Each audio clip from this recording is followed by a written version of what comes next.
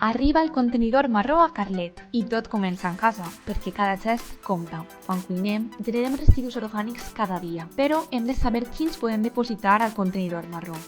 Les pells de fruita, les restes de verdura, les espigues de peix, les cordes d'ou o el passet també es reciclen. Al contenidor marró també podem dipositar les infusions, taps de suro, els tovallons, el paper de cuina utilitzat i les restes de jardineria. I com ho hem de fer?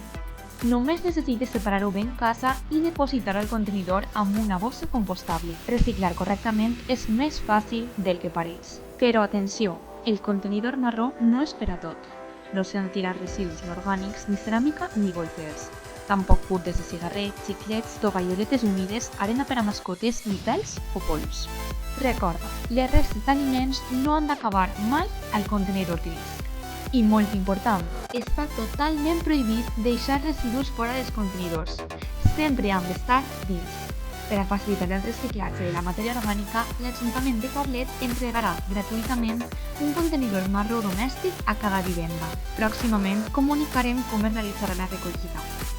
Separar bé és molt fàcil i el benefici és per a tota la ciutadania. Reciclar bé comença en casa i continua al carrer. Entre tots, fem de Carlet un exemple de reciclatge.